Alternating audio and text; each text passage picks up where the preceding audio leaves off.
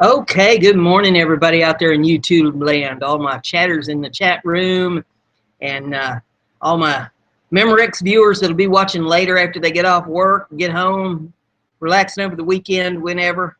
We're glad to have you with us. And I've got some news articles that I want to read to you. First, I'll tell you a little bit about my morning. I went out and got started right after daybreak this morning. I wanted to get the peas and the beans picked today before it got hot outside. So I got that done and got in and broke the beans and shelled the peas, and I've got some beans on cooking, and finished them up this afternoon, get everything froze and blanched the peas and all that. So got a little work done outside this morning. The garden's looking good and weather's looking good, but it is going to be hot today. It's going to be over 90 here in Indiana, which, that's pretty warm. So everybody stay safe. Try to stay in and out of the heat as much as you can. It's going to be hot in a lot of ways over the next few days, I believe. There's some hot news articles that I wanted to bring to your attention today. And I do have a little surprise for you at the end of the show. So we'll get started with this news so that we can get to it. But the first news article that I have for you, this was out of, I did a breaking report on this last night, as a matter of fact, here on LHN. And this is on the Cleveland police giving stand-down orders at the RNC. Protesters to wreak havoc on the Republicans in the city. And this is during the next week's Republican convention, and that starts today. Although the radical left has days of protest planned and has a history of protests, the Cleveland police has issued a stand-down order to officers. I can exclusively report, said this reporter. Remember when thugs from the left attacked Trump supporters at the San Jose rally? The San Jose mayor and the police chief claimed it would have been too dangerous for officers to do their jobs by defending Trump supporters. That same logic is being applied by Cleveland officials who have given up on even trying to control the radical left. If you're attending the RNC, do not travel alone. Be street smart and travel in groups. Police will not help you, this article says. Now, I've put the URLs to all these articles I'm going to be reading today in the description of the video, so you can look them up later if you'd like to see them. This particular one's out of the Gateway Pundit. I was notified after I did the live feed last night, or the breaking news report last night, that actually that came from another source originally, off of Danger and Play. And I'll read this one to you too. Exclusively, Cleveland police have issued stand-down order at RNC. Although the radical left has days of protests planned and has a history of protests, the Cleveland police has issued a stand-down order to officers. And it reads exactly the same as the other one.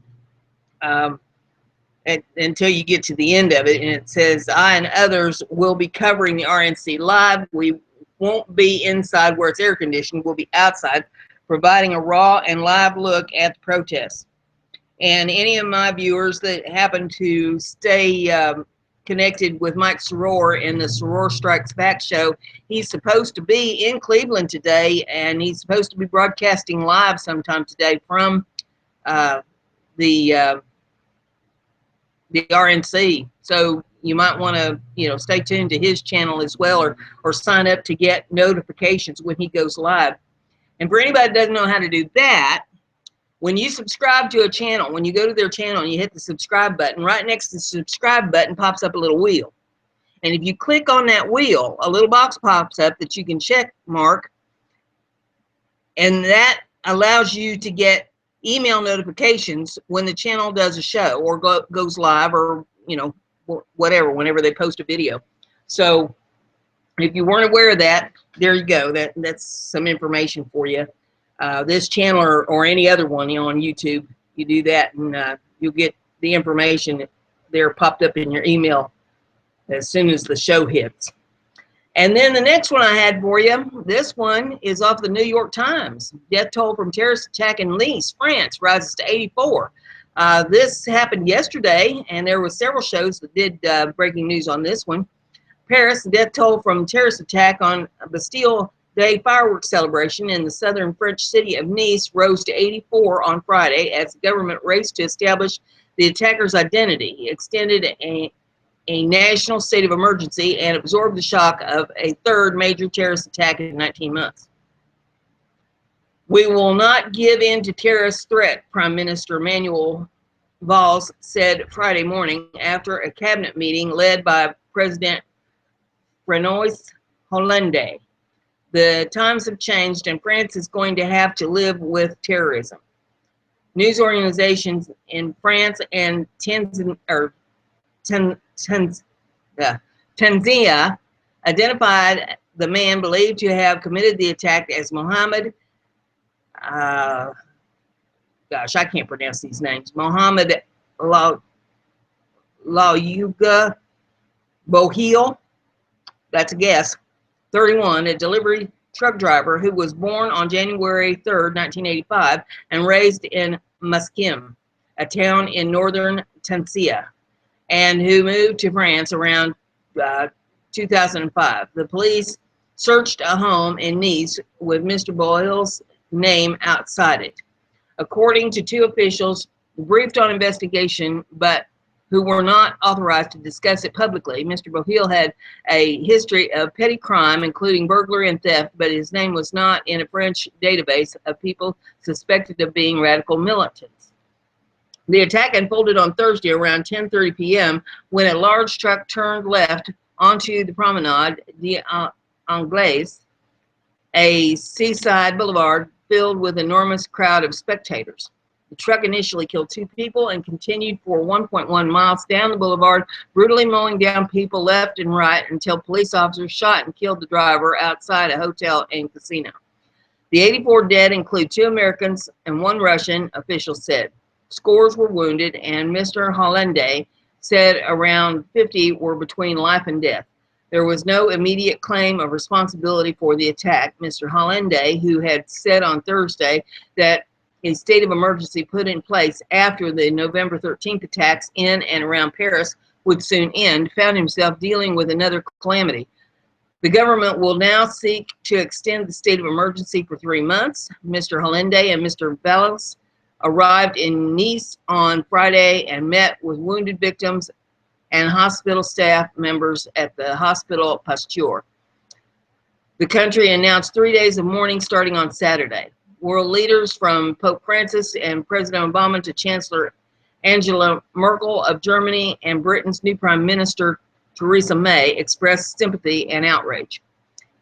It was a sadly familiar ritual for France, where a total of 147 people were killed in terrorist attacks and in and around Paris in January and November of last year, and it raised new questions throughout the Western world about the ability of extremists to sow terror. The internet reverberated with calls for prayer for victims of attacks in Brussels, Istanbul, Orlando, Florida, Baghdad, and other cities struck by mass terrorism attributed to Islamic extremists this year. Only hours before the attack, Mr. Hollande had confirmed that a nationwide state of emergency put in place after the November attacks would end on July 26th. The government will now move to extend that state of emergency, which confers extraordinary powers on police and prosecutors for 3 months and deploy additional soldiers to promote the nation. The horror has once again hit France, Mr. Hollande told the nation early Friday, and said the terrorist character of the assault was undeniable, and he described the use of a large truck to deliberately kill people as a monstrosity. France has been struck on the day of her national holiday, he said. Human rights are denied by fanatics, and France is clearly their target. The attacks could add to the political problems facing Mr. Hollande, who is expected to seek a second 5-year term next year, even though he is deeply unpopular. On Friday, even as French officials largely confined themselves to expressions of grief and solidarity, criticisms of the government's seeming inability to prevent attacks began to emerge. Alain Juppé, a former prime minister and one of the main candidates in the center-right primary for next year's presidential election, told RTL Radio Friday morning that if all the means had been taken, this tragedy would not have occurred. Mr. Juppé called for better coordination among France's intelligence agencies as parliamentary inquiry recommended this month. I'm not aiming to accuse anybody at this stage, naturally, Mr. Juppé added, but we must know all the truth in all of its details. Georges Fenech, a center-right lawmaker who presided over parliamentary inquiry, said on Twitter early Friday that the attack was a predictable tragedy. Two of the main measures Mr. Hollande announced on Friday extended the state of emergency and maintaining military patrols around the country at a high level were deemed of limits used to thwart future attacks, according to the parliamentary inquiry, which called for the merging of some of France's multiple intelligence agencies and the creation of a national coordinating body like the National Counterterrorism Center that the United States established after the September 11, 2001 attacks. In blunt terms, Mr. Fenech told the news channel Atele, "I don't want to hear about national unity." He continued, "Today it is a duty to talk to the French people to tell them that our country is not equipped against Islamic terrorism. I am saying it very clearly, whatever the political cost," he said.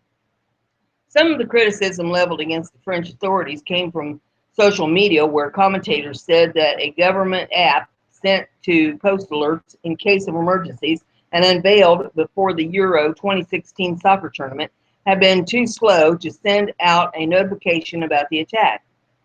Along with the adequacy of terrorism prevention, the use of a large commercial truck as the principal weapon of death raised new questions about how to prevent such attacks.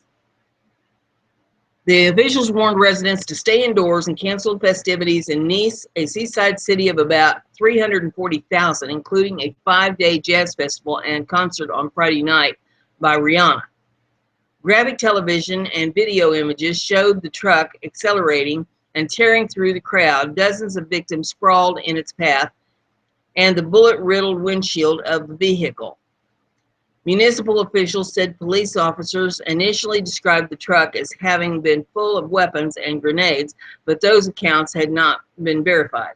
Witnesses described scenes of pandemonium with conflicting accounts on social media. Officials forcefully urged people not to spread rumors, specifically citing false reports of hostage-taking in Nice and an explosion at the Eiffel Tower in Paris, where there was small accidental fire. Now, put that in your memory bank. Eiffel Tower in Paris, where there was a small accidental fire. We'll get to that one in a minute. We were enjoying the celebrations when we suddenly saw people running everywhere and the tables being pushed down by the movement of panic, said Daphne Brunaday, age 15, who was at a bar near the beach to watch the fireworks. No one explained to us what was happening, and I heard some gunshots not very far away, she said. I waited at the bar for more information because I thought it was a false alert, but then people were still running. Another witness said the attack seemed at first as if it might have been the act of a drunken driver. There was a white truck that was advancing slowly, Mrs. Camille, 43, said. Then it started to plow into the crowd, zigzagging and crushing people. I could not believe it. But then I saw him aiming at people and crushing them, she said. She added, I was looking on my right, and there were bodies on the ground. I was looking on the left. There were also many bodies on the ground. It was a massacre.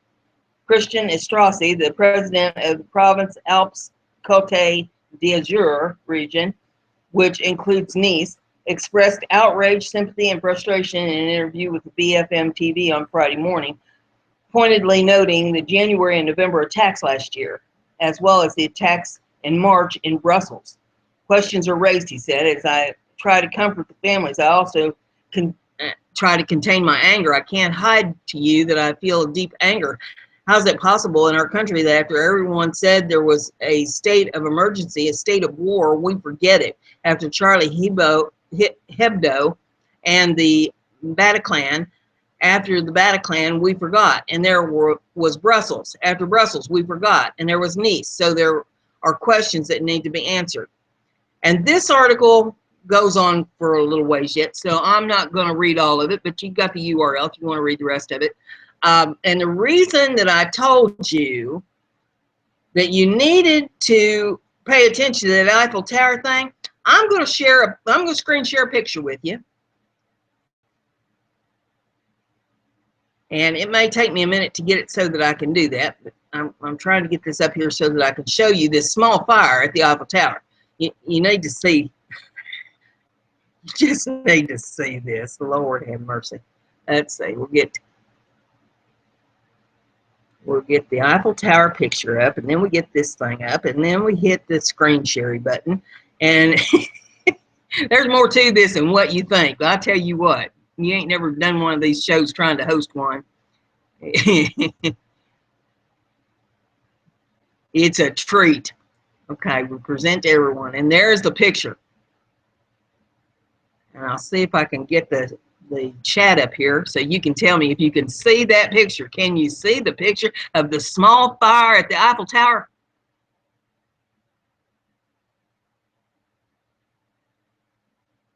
That is your small fire.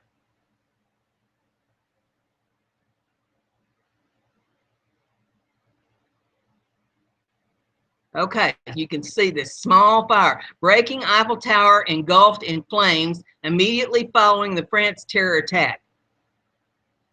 Yeah, you're right, Jay. It's a huge fire.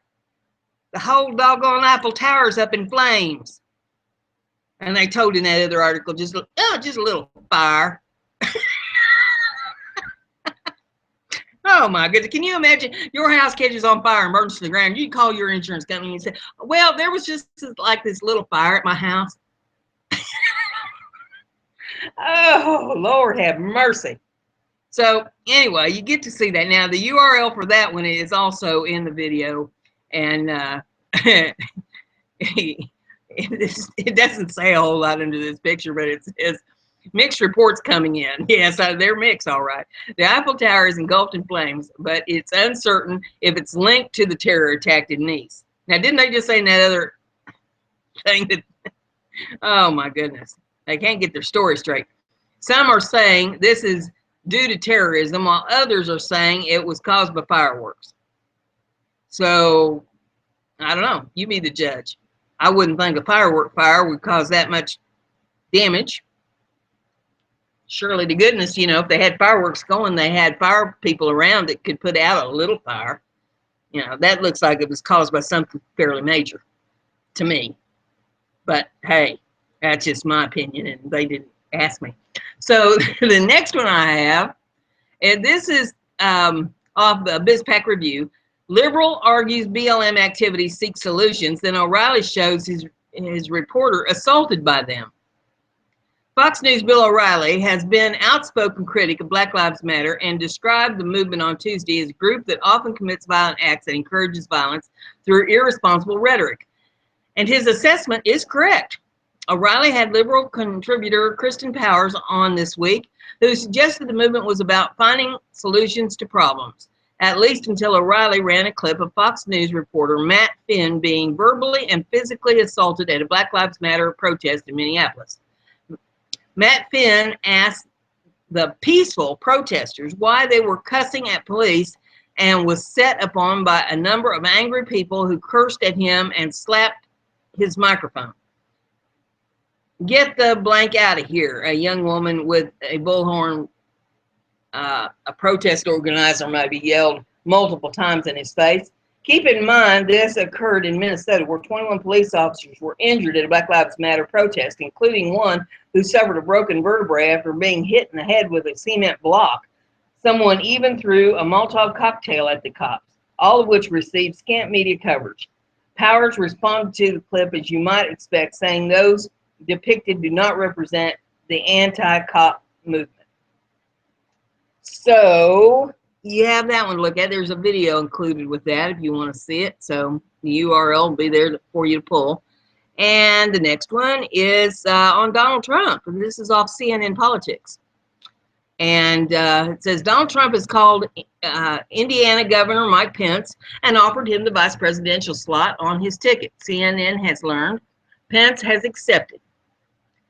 The pick sets up a stark clash in styles, a brash presumptive nominee with a tendency to freelance into controversies alongside a cautious former congressional leader who stuck close to conservative orthodoxy since starting his career in talk radio.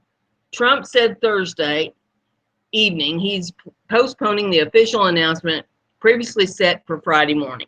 The Trump campaign is now planning to announce Friday that Pence will be Trump's vice presidential pick, followed by the first joint event Saturday morning in Bedminster, New Jersey, CNN learned. Trump had been frustrated with all the reports of Pence's selection while the real estate mogul was in California on a fundraising trip, 6 hours and 3 time zones away, no less. One of his advisors told CNN. Trump did his best to keep the drama going Thursday after a frenetic day. I have made my final decision, he told Fox News' Greta Van Susteren Thursday evening. I mean, I've got 3 people that are fantastic. I think Newt Gingrich is a fantastic person. I think Christie is a fantastic person. Been a friend of mine for 15 years. Just a fantastic person. And there's Mike. And Mike has done a great job as governor of Indiana. You look at numbers, and it's been great. He's done really a fantastic job. But I haven't made a final decision. But speaking at a fundraiser in Los Angeles later in the evening, Trump said he had made his pick and the campaign was ready to announce, according to an attendee. Trump, however, did not say whom he had chosen. On Wednesday, Trump held a series of auditions with Pence and other top contenders, including Christie and Gingrich. And on Thursday, despite sources indicating to CNN that Trump was strongly leaning toward Pence, others in his inner circle, including Trump's son, Donald Jr., repeatedly urged caution. By the end of the evening, Trump made the offer. And that article goes on too, and has some videos in it. If you want to see that, talks a little more about Pence. He is from Indiana, and I live in Indiana. As governor, he's been okay. I mean, I wouldn't run home and tell Daddy to sell the farm for him, but he's been all right. He hasn't done anything phenomenal. We had a really good governor before him that really had everything set up for Pence. So, he's kind of riding on the coattails as far as I'm concerned. But then, on the other hand, he hasn't really done anything detrimental either. So, as vice presidents go, they could have done a lot worse. So there is the Donald Trump story, in my opinion, on Pence. The next one we have here is off the oathkeepers.org. And the name of the article is "We Must Be Kept Safe from Joe Robertson." And I found this article amusing, so I thought I'd bring it to you. It says, I first met Joe Robertson last summer while in Lincoln, Montana. I had just been officially brought on as media director of the Oath Keepers and was there working on some of the stories for the White Hope mine operation. As is often the case, when someone finds that you are with the Oath Keepers, they tend to start to relay to you their own hardships and trials with the powers that be. In Joe's case, it was with the Forest Service and the EPA. Joe is a 77-year-old, white-haired, disabled combat veteran who, with all that he is going through, always seems to greet you with a smile. We hit it off right away. He seems like a long-lost elderly uncle that you finally met later in life, that fast becomes your favorite. There in Lincoln, at the Three Bears Motel, Joe found we Oath Keepers in one of the rooms that we were currently using as an impromptu media center. Joe came in and introduced himself, telling us that they were up in the area to help with the wildfires that were raging across the valley. Joe and his wife of 30 plus years were too busy to really tell us their story, and at that time they had no idea just how bad things would get, as they were feeling confident that justice would prevail after hanging a jury in their first trial. Little did he know at the time the federal courts would be relentless in their pursuit. So what crime had this obvious criminal masterminded? Who was skillfully masquerading as a veteran volunteer firefighter perpetuated upon the unsuspecting citizenry? What heinous danger was he bringing into their small mountain community that would bring a federal judge out of retirement just to make sure that Joe spent possibly the rest of his life in prison, or at least lose his property due to the fines no average American would ever hope to pay? What vile act of terrorism did this man unleash? Joe and his wife had put 3 small ponds on their property, ponds that they would use for the evil, vile purpose of watering their animals and fighting wildfires in their community. They also improved a road leading up to their property, which included 200 acres and an unpatented mining claim. Let me try and cut out my sarcasm, but it can be so hard to keep hearing horror story after horror story of some old man or woman out in the woods being thrown off their own land and losing everything due to what can only honestly be described as federal land and power grab. As we see family after family be put off their land, we must expect to see events like Bundy Ranch, Sugar Pine Mine, White Hope Mine, and the Maur occupation become the norm. As with any social cycle of growing abuse by the powers that be, we must expect to see a push back by the people who are every day becoming more and more desperate to hold on to the last remaining scraps of the once great American dream.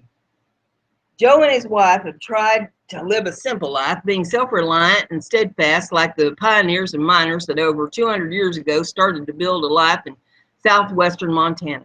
They generate their own electricity and raise a few animals. Joe also tries to help out his fellow veterans by allowing the use of his property by the Helena Veteran Support Unit. HVS helps his fellow vets to overcome PTSD and other combat-related issues by organizing hiking, sweat lodges, camping, and hunting on his property. When they decided to put in the ponds for their animals and to use their wild firefighting business, they asked what permits they might need. They received 310 permits and the rights to use the pond water from the DNRC, Department of Natural Resources and Conservation in Montana. Joe and his wife believed they had done all they needed to do. That did not stop the EPA from charging Joe with 2 counts of depositing dredged minerals into the United States waterways and 1 count of depredation of Forest Service property. This is not the first time Joe has faced these charges. The first time resulted in a hung jury, which Joe accredits to being lucky enough to have a few fellow veterans on the jury. The second time around, he was not so lucky. Not only did his own public defender threaten to resign if he pushed the issue of bringing in an expert witness that wasn't one of the EPA's experts. As a matter of fact, Joe had an expert witness that completely blew away the whole federal narrative. This wasn't coming from just anyone. It was coming from Ray Cagle of Cagle Environmental, LLC, whose pedigree in the file of Geological Survey is way too lengthy to go into, but follow the link here. It should suffice to say that he took on the EPA going all the way to the Supreme Court, and he won. But what Cagle Environmental had found was nothing new. Before them, there was yet another survey done by the Geolex out of Helena that found the same result. Both of these witnesses were barred from the courtroom, according to Joe. There is also Very disturbing story relayed to me by Joe that also has me wondering just how much stranger reality is than fiction. The story involves two Forest Service lawmaker enforcement agents that were caught by witnesses and trail cam trespassing and what looks to be fabricating evidence. Approximately a week after Joe's first trial resulted in a mistrial, he has summoned by his public defender.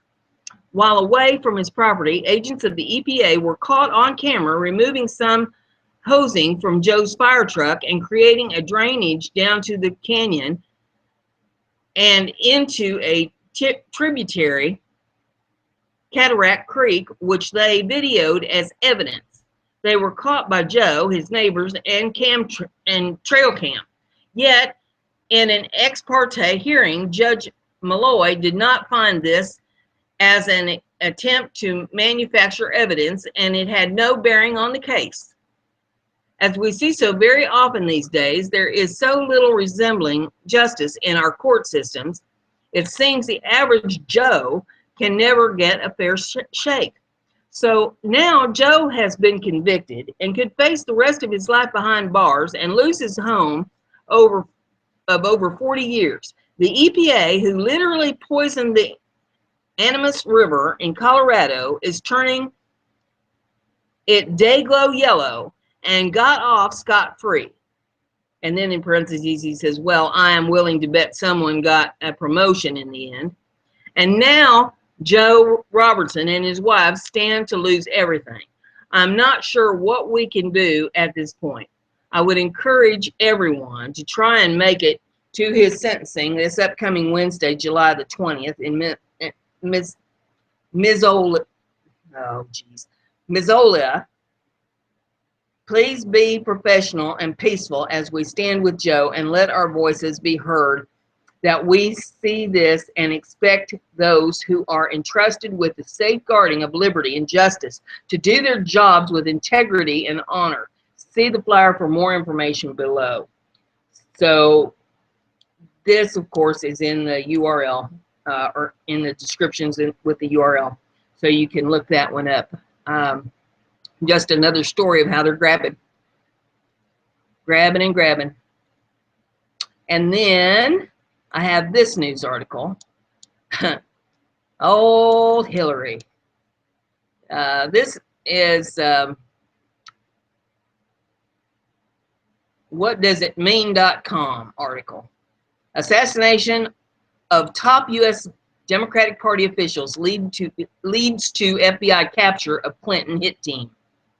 A somber Foreign Intelligence Service, the SVR, report circulating in the Kremlin today says that a top American Democratic Party staffer preparing to testify against Hillary Clinton was assassinated this past Sunday during a secret meeting in Washington, D.C. He believed he was having with FBI agents but it turned out instead to be a hit team, and who in turn were captured yesterday after a running gun battle with U.S. federal police forces just blocks from the White House. According to this report, SVR performing counterintelligence missions or operations noted on 7th of July an enormous, gigantic increase of computer and telephonic traffic between the Democratic National Committee headquarters in Washington, D.C. and the Clinton Foundation offices in New York City.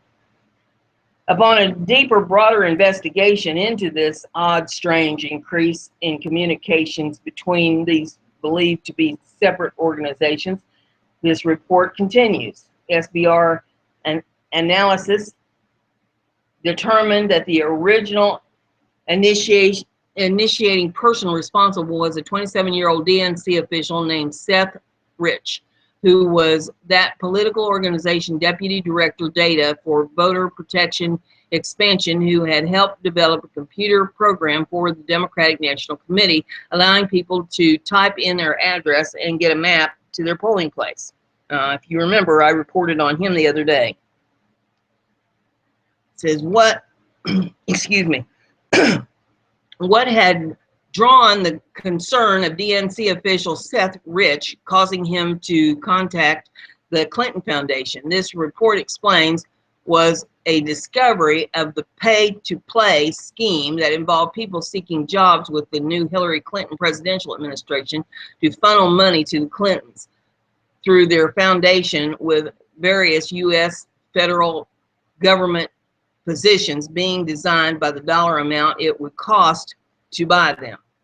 As the cash for favors lifestyle of both former President Bill Clinton and Hillary Clinton have long been known about, this report continues SBR analysis while preparing to document the results of their July 7th probe into the Clinton Foundation. Concerns of DNC official Seth Rich became alarmed when they discovered that his microcomputer system cell phone had become infected with viruses by the killers or assassins working for the Clintons, and who the SBR had previously documented as being involved in the assassination of the husband of the state of Georgia prosecutor investigating Bill Clinton for child sex crimes, and the murder of American pop singer Christina Grimmie, and massacre of nearly 50 gay pride celebrants. Fearing that the life of DNC official Seth Rich was in danger due to his being targeted by the known Clinton hit team, this report says SBR dictator Mikhail Fradikov authorized an emergency contact between his agency and the U.S. Department, and shockingly, when Russian diplomats presented the SBR findings to U.S. authorities on July 7th, they were immediately expelled from the United States, causing an even greater perplexity to the SBR about these events.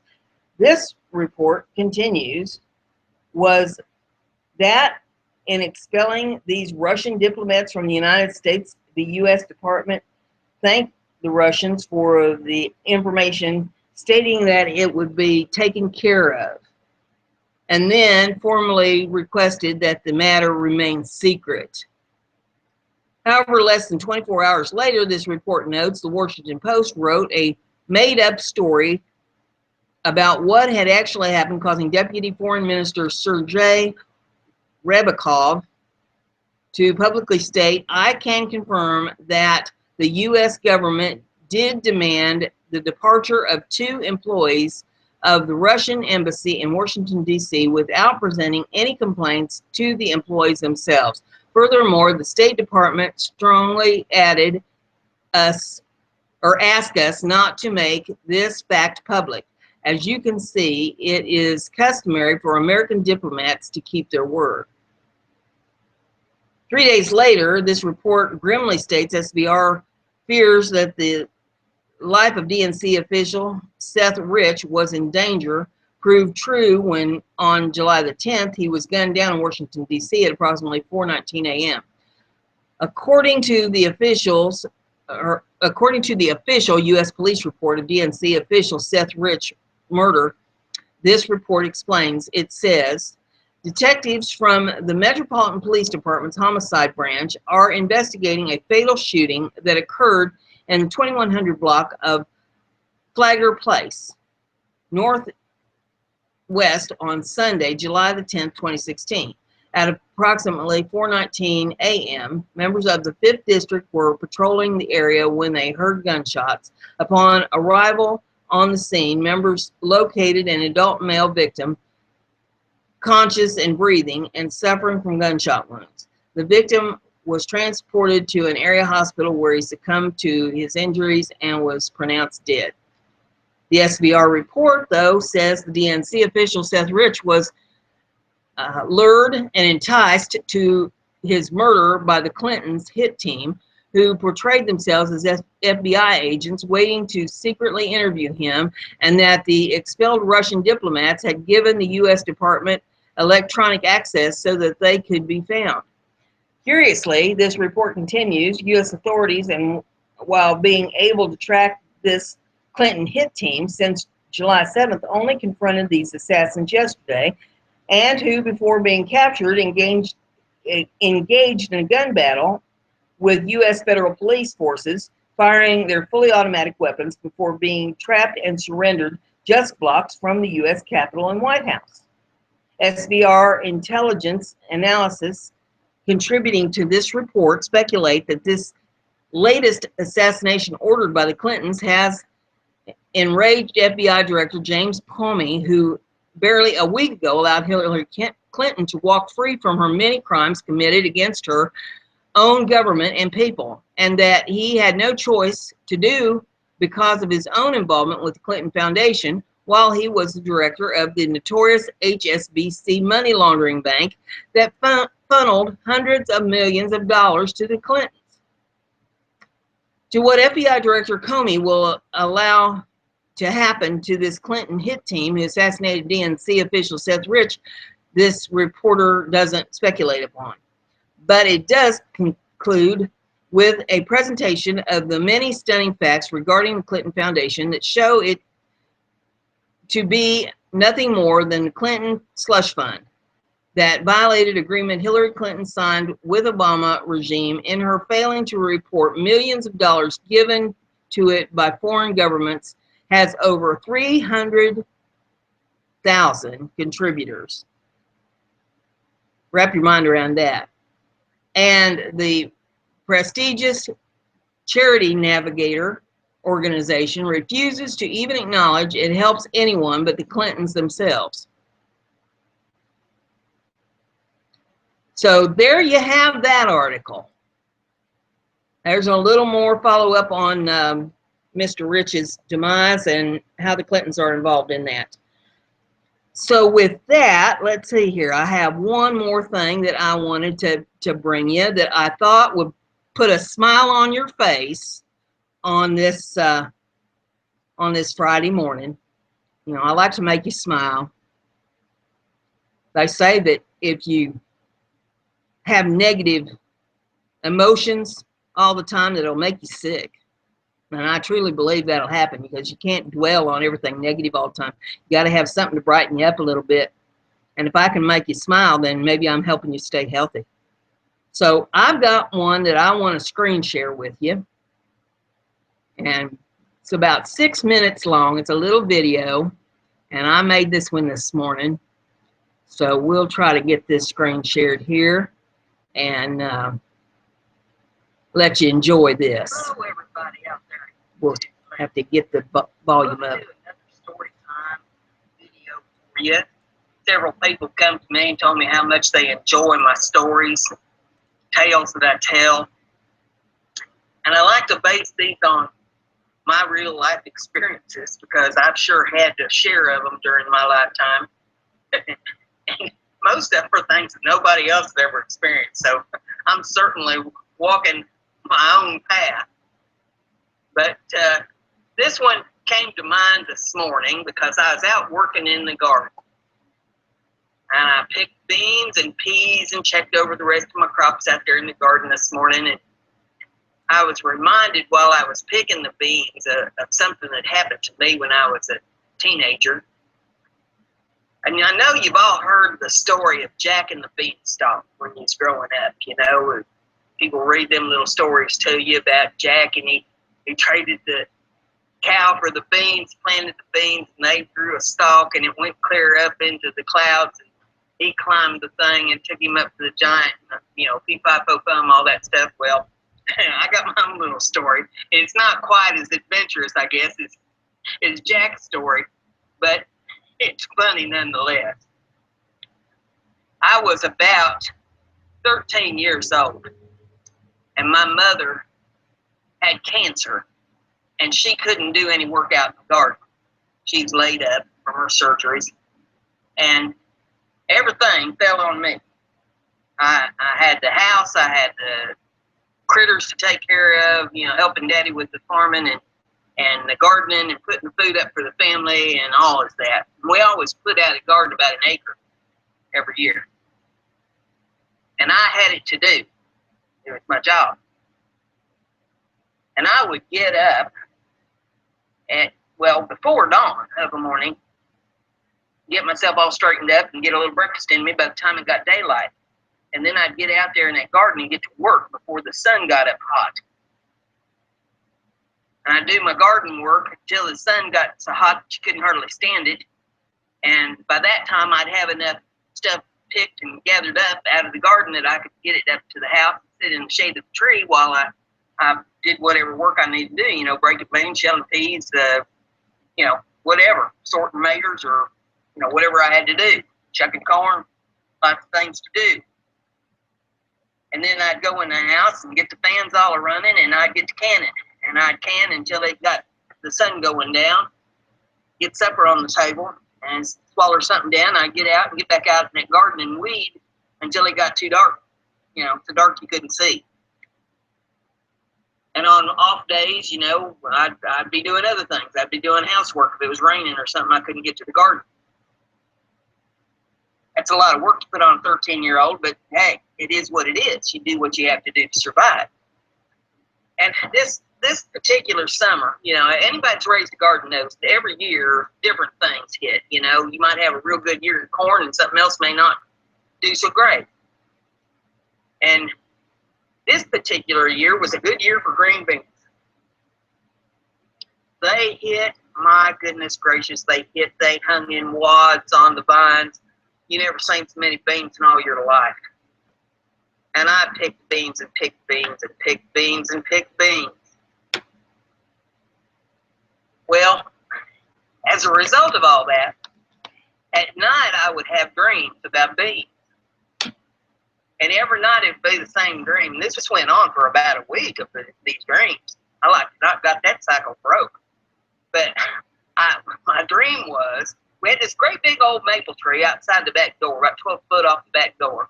And I mean, it was a big sucker. It took about 3 grown people with their arms outstretched, you know, at least to go around that tree, maybe 4. It was big. And I dreamed that there was beans growing up in that tree. And I had to get a ladder and climb way up there in that tree to get them beans out. And I had a basket sitting at the base of the tree.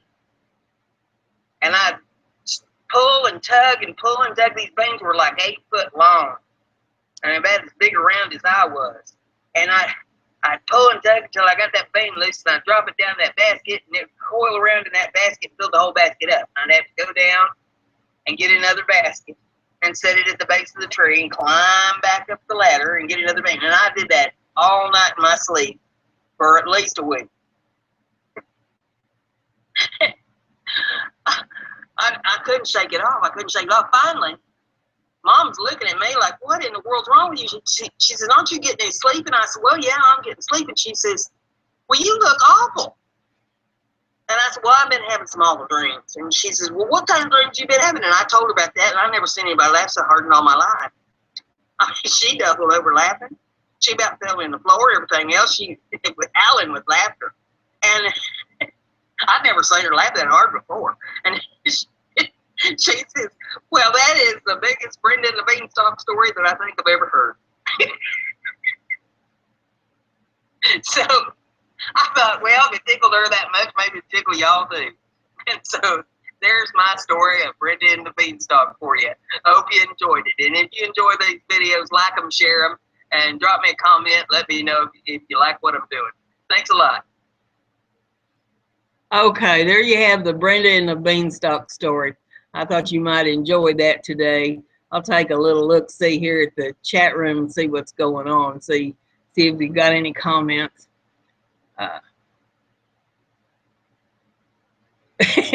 Yeah, that's why nothing happened when I buried the cow. Those beans on toast. Yep, and you got that right.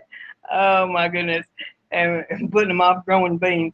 Beans are good, but Lord have mercy, that was the awfulest crop of beans you ever seen in your life.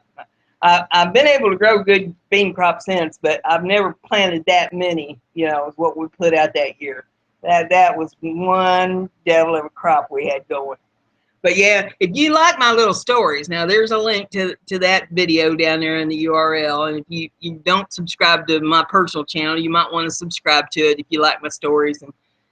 And I put one out every few days, you know, whenever I think of something that'll amuse y'all, I'll come up with something. And so you never know what I'm liable to do over there. I've been spending most of my time getting this channel all ironed out and formatted and getting everything built up over here, but I may be dividing my time between this one and the other one as things progress, get a little more comfortable with how everything works here on YouTube and with Google Hangouts and all that.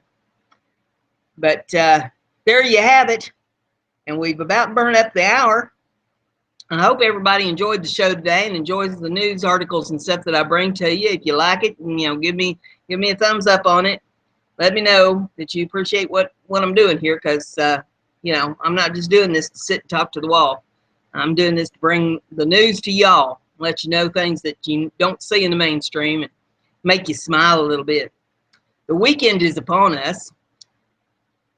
In just a few hours, another few hours, it'll be Saturday. I'll be doing the farmers market early in the morning.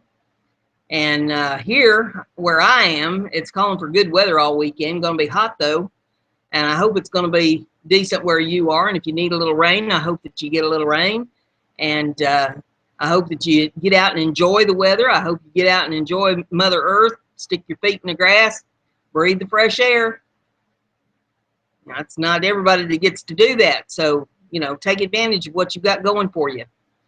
So with that, I will turn you all loose and wish you a wonderful weekend, and see you back here on Monday at noon, unless we have some breaking news or something. If I have breaking news, I'll bring that to you too.